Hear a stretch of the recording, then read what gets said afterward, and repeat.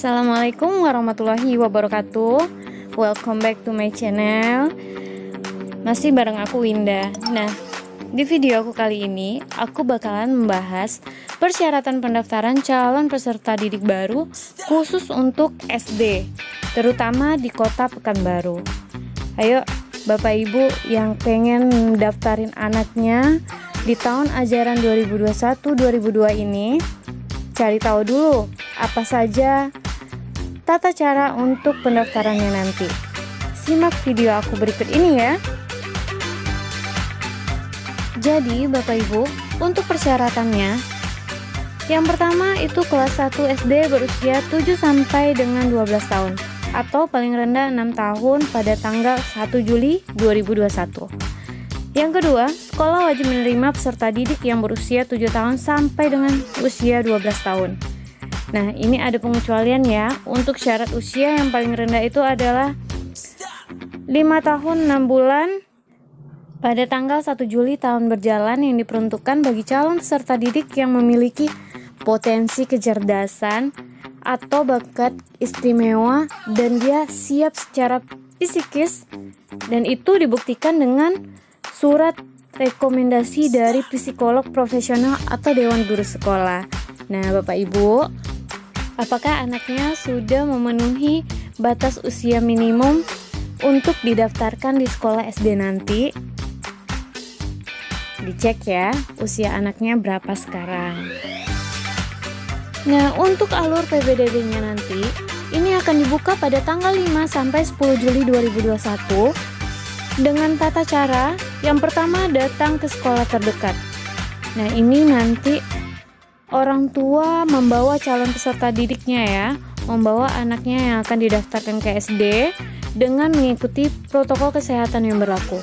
Karena kita masih pandemi, dipatuhi protokol kesehatan dengan memakai masker. Nah, yang kedua, mengambil nomor antrian. Orang tua mengambil nomor antrian kepada panitia. Dalam 1 hari itu biasanya dibatasin ya, karena dalam masa pandemi ini. Jadi untuk penerimaan pendaftaran itu dibatasin dalam 1 harinya 50 sampai 60 nomor antrian di setiap sekolah.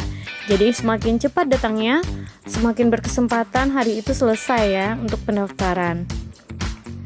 Yang ketiga, menyerahkan berkas pendaftaran. Apa saja berkas yang diserahkan nanti ada di video aku berikutnya.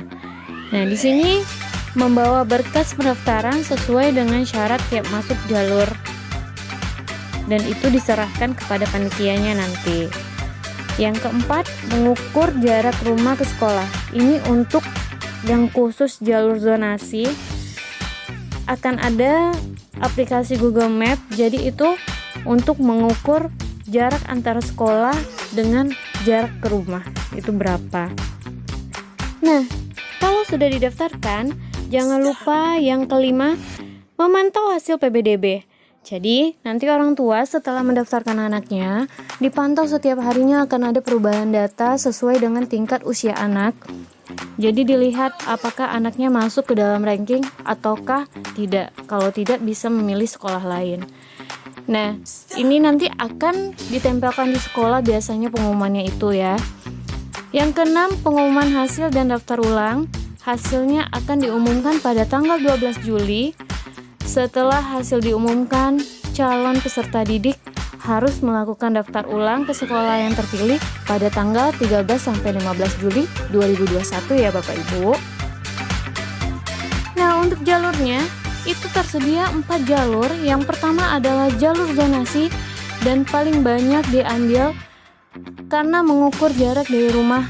Jadi dipilih sekolah yang terdekat dengan rumahnya ya. Jalur zonasi ini akan diambil 80% dari penerimaan keseluruhan. Dan yang kedua adalah jalur afirmasi. Ini diperuntukkan untuk Bapak Ibu yang memiliki kartu Indonesia Pintar atau KIP, bisa mendaftar melalui jalur afirmasi. Walaupun sekolahnya jauh ya, tapi kalau misalkan memegang kartu KIP, Bapak atau Ibu bisa mendaftarkan anaknya ke sekolah yang dimau selama sekolah tersebut masih memenuhi kuota untuk penerimaan jalur afirmasi. Biasanya ini 15% dari kuota keseluruhan. Yang ketiga adalah jalur perpindahan orang tua atau wali. Ini sebanyak 5% dan biasanya dibuktikan dengan surat pindah orang tua atau walinya. Terakhir ada jalur prestasi, cuma ini di SD ya Bapak Ibu. Jadi untuk penerimaan jalur prestasi itu adalah sisa kuota dari ketiga jalur. Jadi sisanya akan diambil melalui jalur prestasi ini. Nah, ini dia yang paling penting untuk pelaksanaan PPDB-nya.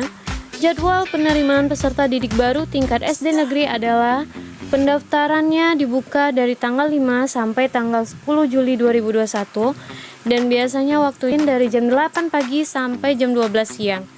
Nanti pengumumannya akan dilaksanakan pada tanggal 12 Juli 2021 sesuai dengan sekolah ya, pukul 8. Untuk waktu pendaftaran ulangnya tanggal 13 sampai dengan 15 Juli 2021 sama dengan waktunya pendaftaran itu dibatasi dari jam 8 pagi sampai jam 12 siang. Dan kita akan masuk awal tahun ajaran baru yaitu pada tanggal 19 Juli 2021. Nah, untuk MPLS atau masa pengenalan lingkungan sekolah itu dimulai dari tanggal 16, 17, dan tanggal 19 Juli 2021. Khusus untuk sekolah swasta, jadwal seleksi penerimaan calon peserta didik baru disesuaikan dengan kebijakan di yayasan atau pengelola. Gitu ya Bapak Ibu. Nah, ini dia untuk persyaratan yang harus dibawa oleh orang tua nanti. Yang pertama, pendaftaran oleh orang tua dan membawa calon peserta didik. Jadi Bapak Ibu jangan lupa nanti saat melakukan pendaftaran dibawa anaknya yang akan masuk sekolah. Yang kedua, membawa kartu keluarga yang asli dan juga fotokopiannya. Yang ketiga, membawa akte kelahiran asli dan juga fotokopi. Yang keempat, membawa ijazah TK, tidak diwajibkan dan ini kalau ada yang asli dan juga fotokopiannya. Nah, itu dia untuk persyaratannya. Jangan lupa ya dibawa Bapak Ibu pada saat pendaftaran nanti supaya tidak bolak-balik ke sekolah. Oke, terima kasih Bapak Ibu yang sudah menonton video saya kali ini. Semoga videonya bermanfaat untuk persiapan pendaftaran nanti pada tahun ajaran baru, tahun ajaran 2021-2022. Semoga pandemi segera berlalu dan anak-anak bisa kembali ke sekolah. Saya akhiri. Assalamualaikum warahmatullahi wabarakatuh.